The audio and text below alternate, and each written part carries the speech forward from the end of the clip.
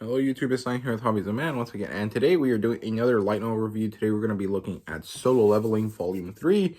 And if you guys want to see the first two reviews, you guys can right there, or right there, actually I think it's up there in the card.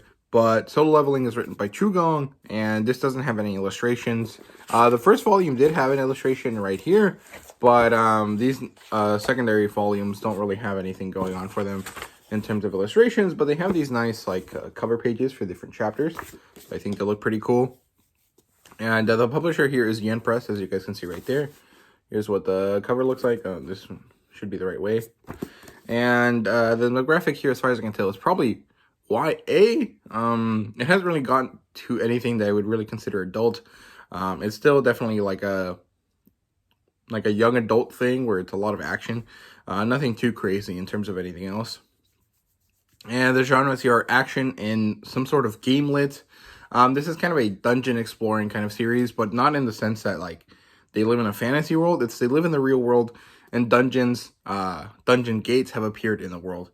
And the character goes into them, and he has a game-like mechanic allowing him to survive and become superhuman enough to deal with these dungeons, right? So there you go. That's what it is. And in terms of adaptation, this does have a manga, which is a Korean manga, a Korean comic book adaptation that is also released by Yen Press. I personally haven't read them, but a lot of people like them a lot and they think it's really good. It's also in full color. However, I haven't bought those because these cost $15 and they're way ahead of the Solo Leveling comic. And the comic costs $20 per volume. So I think that bang for your buck, the light novel is better. But it really depends on your personal preference there. So yeah, there's also been talk about a anime coming out soon. It's entirely possible that this is true, but I haven't really seen any reputable source talk about it. So I wouldn't really say that it's likely, but I mean, the popularity of Solo Leveling is really big. So it is only a matter of time before we get to the point where there is an anime adaptation of it. And I'm really looking forward to it. So yeah. Now, the premise of this specific volume is that Jinwoo needs to get through this, the dark dungeon that he was going into, the one that isn't part of the Hunters Association stuff, the one that he found the key for by himself. He has to get through it, or he wants to finish it, and he's almost there. He just needs a few more levels, and so he's going to do that. And alongside that, he has to figure out the best way to get his rank revealed. He basically has decided that, you know, it's time to move on from this kind of like hiding kind of situation that he's been going on with. So he's going to go get reevaluated and going to see if he's, you know, a special rank and an actual S rank. And of course, this is going to be the case because everyone already thinks he is, but also because that's exactly what it says here on the back. It says Jinwoo Sung officially S rank, right? So there you go. That's not really a spoiler. Everyone knew it was going to happen, but there you go. And yeah, so in terms of plotline here, I would say it's pretty good. It's actually really enjoyable. It's pretty light in terms of like proper plots, or like in terms of like plot heavy or like action heavy plot lines. It's mostly a transitionary volume. This is kind of like the end of the first half or the first arc where, you know, it's about reawakening and then being officially named an S rank, and all the stuff that was happening alongside that in the first 3 volumes was basically build up for the next arc.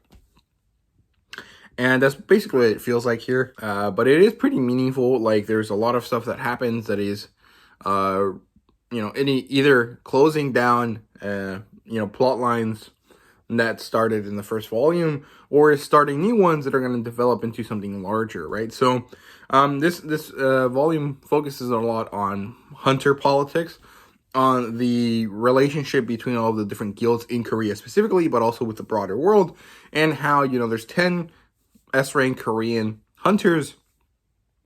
Only about 8 of them are actively, you know, hunters. One of them is in control of the Hunters Association, and the other one is basically missing in action. And the introduction of Jinwoo is going to upset the balance if he doesn't choose the right place to go. And so everyone's trying to vibe vie for his attention.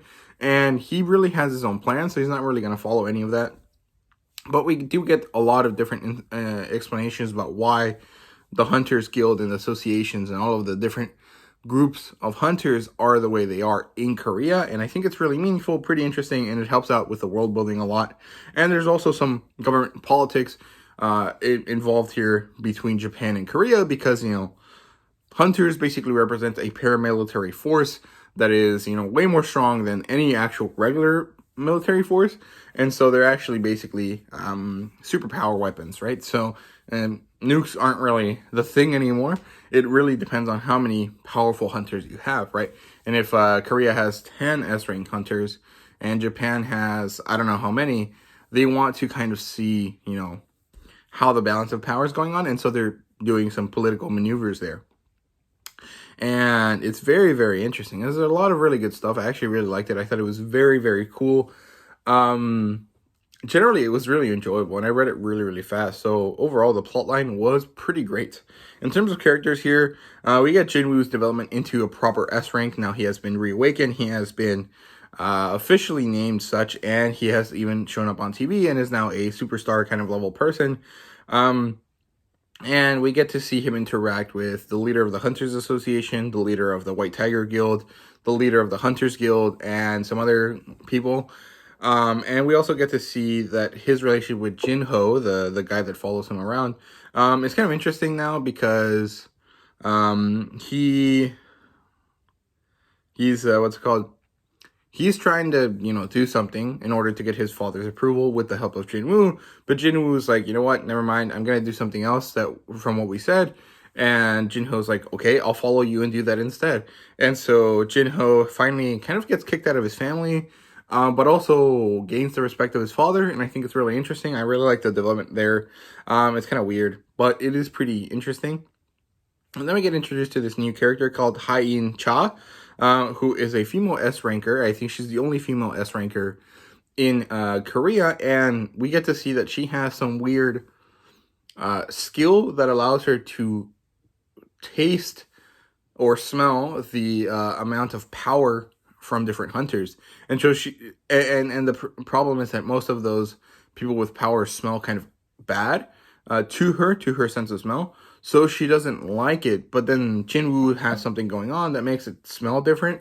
And so she's interested in him because he's the first hunter that doesn't immediately cause her to kind of be disgusted, right? So there's an interesting connection there. And then we get to see a bunch of other characters that are kind of small time show up and kind of interact with Jinwoo and be amazed by him and have like either a positive relationship or a negative relationship with him. I think it's very, very interesting.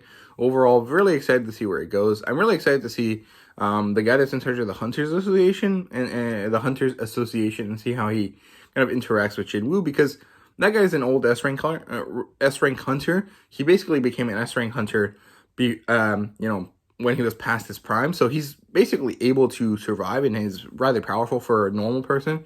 But he is he's too old to be actively out. So he took a different route. He became the person with the muscle that was also intelligent enough to set up a way to control all of the other hunters, because it's a very important thing to do. If you have people that are super powered, you have to find a way to make sure that they adhere to the regular laws as everyone else, right? So I thought that was really interesting, and he has an interest in Jinwoo because Jinwoo reminds him of who he wanted to be as a younger man that he couldn't get to be because he wasn't a hunter before he was like 50 years old. So pretty interesting there. I'm really excited to see where that goes. So yeah, in terms of world building here, I think the dungeons are definitely getting developed. There seems to be something more to them, either some sort of like design to evolve humanity or some other situation there. There seems to be a higher power.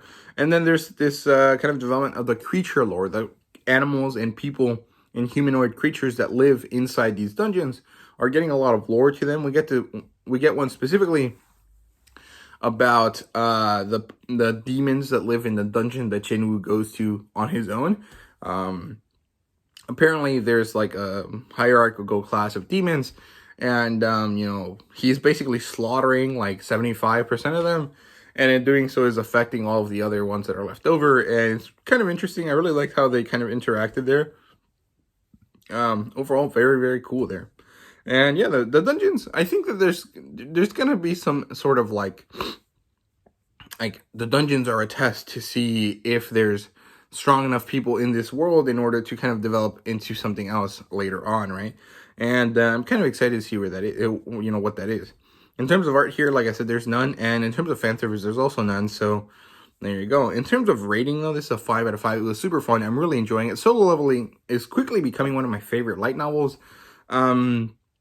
Especially because it's one that I've read quite a bit of compared to a lot of other light novels.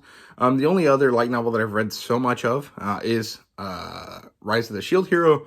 Other than that, I don't think I've really read that many light novels up to Volume 3.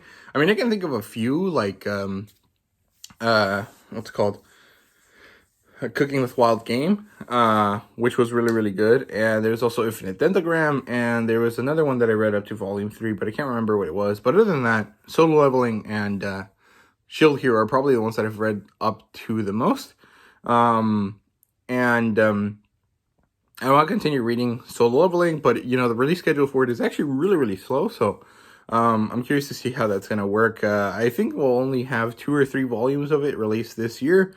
Hopefully we get more. I'm like 4 of them or 5 of them I would really like, but I don't know. I think it's kind of difficult to translate books, you know, consistently, you know, for too many times. Also, you can't really flood the market for this specific title because, you know, people might not be able to afford 6 or 7 books in a row. So it kind of depends, you know. But I think I'm really excited to read more of it, and I can't wait for Volume 4 to release. So yeah, I definitely recommend this title. If you like the first 2, you'll probably like this one as well. And if this is the first time you're watching a video about Solo Leveling, I think you should definitely check it out.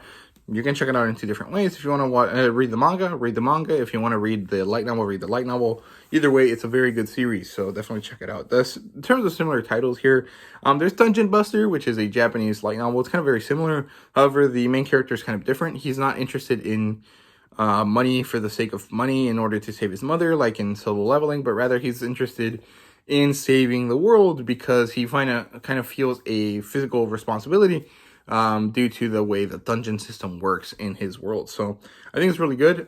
It's very interesting, and he treats the dungeon busting like a business instead of like just a heroic act.